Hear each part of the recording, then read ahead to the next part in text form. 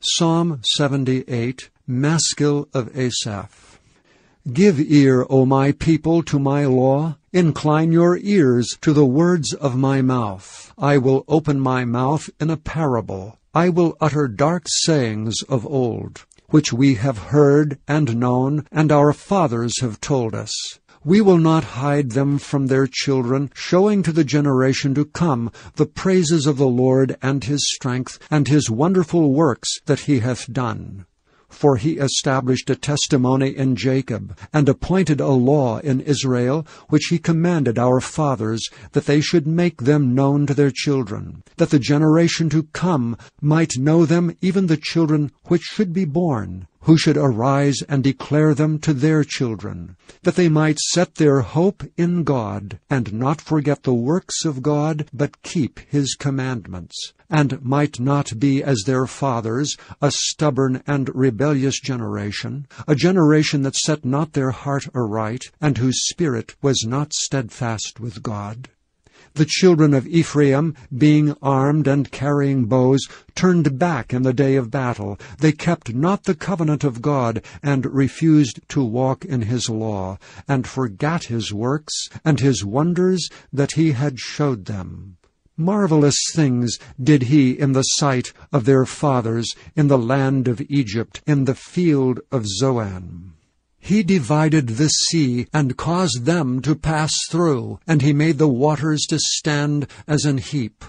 In the daytime also he led them with a cloud, and all the night with a light of fire. He clave the rocks in the wilderness, and gave them drink as out of the great depths.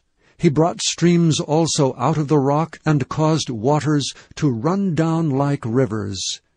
And they sinned yet more against him by provoking the Most High in the wilderness.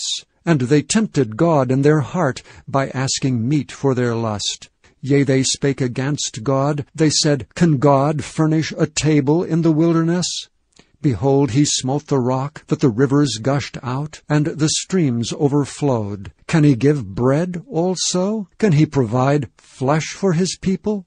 Therefore the Lord heard this and was wroth, so a fire was kindled against Jacob, and anger also came up against Israel, because they believed not in God, and trusted not in his salvation, though he had commanded the clouds from above, and opened the doors of heaven, and had rained down manna upon them to eat, and had given them of the corn of heaven.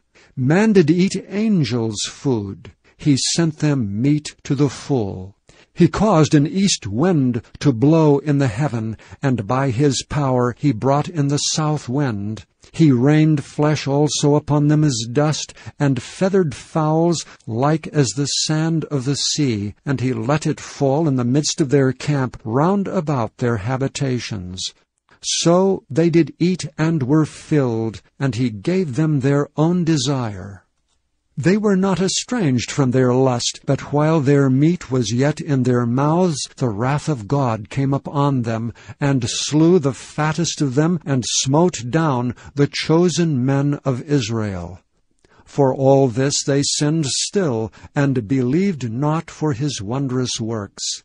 Therefore their days did he consume in vanity, and their years in trouble. When he slew them, then they sought him, and they returned and inquired early after God. And they remembered that God was their rock, and the high God their Redeemer.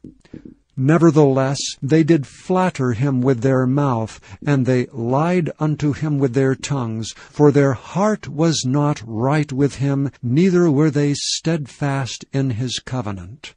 But he, being full of compassion, forgave their iniquity, and destroyed them not. Yea, many a time turned he his anger away, and did not stir up all his wrath.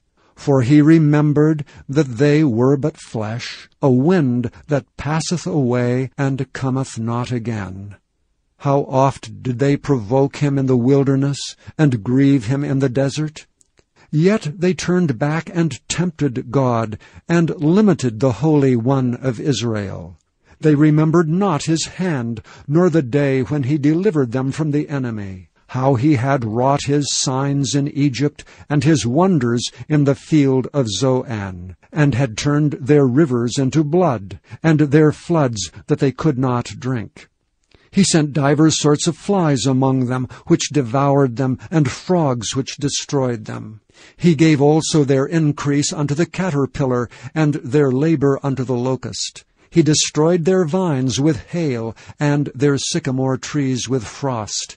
He gave up their cattle also to the hail, and their flocks to hot thunderbolts. He cast upon them the fierceness of his anger, wrath and indignation and trouble, by sending evil angels among them. He made a way to his anger. He spared not their soul from death, but gave their life over to the pestilence, and smote all the firstborn in Egypt, the chief of their strength in the tabernacles of Ham, but made his own people to go forth like sheep, and guided them in the wilderness like a flock. And he led them on safely, so that they feared not, but the sea overwhelmed their enemies. And he brought them to the border of his sanctuary, even to this mountain which his right hand had purchased. He cast out the heathen also before them, and divided them an inheritance by line, and made the tribes of Israel to dwell in their tents. Yet they tempted and provoked the Most High God, and kept not his testimonies, but turned back, and dealt unfaithfully like their fathers. They were turned aside like a deceitful bow. For they provoked him to anger with their high places, and moved him to jealousy with their graven images. When God heard this, he was wroth, and greatly abhorred Israel, so that he forsook the tabernacle of Shiloh, the tent which he placed among men, and delivered his strength into captivity, and his glory into the enemy's hand. He gave his people over also unto the sword, and was wroth with his inheritance. The fire consumed their young men, and their maidens were not given to marriage. Their priests fell by the sword, and their widows made no lamentation. Then the Lord awakened as one out of sleep, and like a mighty man that shouteth by reason of wine. And he smote his enemies in the hinder parts. He put them to a perpetual reproach. Moreover, he refused the tabernacle of Joseph, and chose not the tribe of Ephraim, but chose the tribe of Judah, the Mount Zion which he loved. And he built his sanctuary like high palaces, like the earth which he hath established forever. He chose David also his servant, and took him from the sheepfolds, from following the ewes great with young. He brought him to feed Jacob his people, and Israel his inheritance. So he fed them according to the integrity of his heart, and guided them by the skillfulness of his hands.